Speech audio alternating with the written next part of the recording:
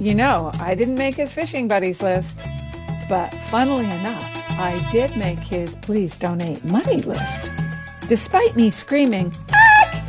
Please put me on your do not call list." But making Harper's blacklist is something I never dreamed of. So I never thought I'd get into such a pickle just for asking him to make polluters pay. The funny thing is, I never knew until the biggest opportunity of my life, a 20-city European art tour. That's when I learned the oily truth. It all changed one fine day in May when the NGO called me about a delicate matter. Sandra got a call from the Canadian Embassy in Croatia. "Meet me at the coffee shop," the official whispered. The officer warned Sandra, "Don't you know this artist speaks against the Canadian government?" I said, "Oh my goodness, why would she say that?" "Oh, Ottawa is very unhappy with your visual letter to the Prime Minister."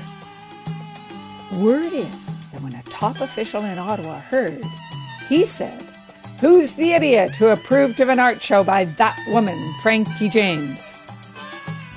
Which really took me aback. I didn't know the government knew who I was, let alone hated me. Fast forward 2.5 months and my once-in-a-lifetime European tour got canned. The government denied any interference. But actually, government emails reveal that Canada's Climate Change Office was secretly working to kill my support, a black mark that scared away venues and sponsors, and finally even the NGO.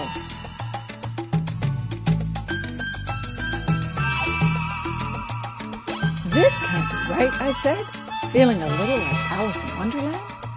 "I'm getting into trouble for writing a letter to my dear Prime Minister? How can I fight back against the Harper government? It's huge and powerful and rolling in oil money. But I'm not going to give up. I am going to have a show of my band art because Canada is still a free country." So I turned to Twitter and found all kinds of people who wanted to support my right to free speech.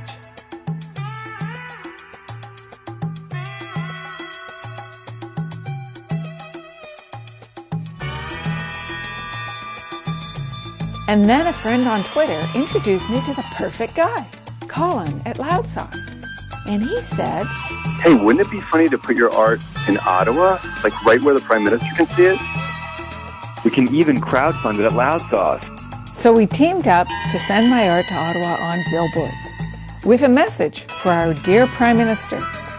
Harper can muzzle government scientists, but he can't make everybody shut up, like me or you. Hey, no matter what country you're from, write my dear Prime Minister.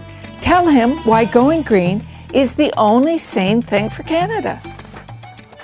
Because if Harper knew that changing from this to this would help him create his own sustainable power, well, he could go green overnight. He just needs to see the error of his foolish ways. Then history would judge him as a great leader who turned Canada into a green energy superpower where polar bears roam and everyone is nice and very polite, and we never tell people to shut up because that's just not Canadian.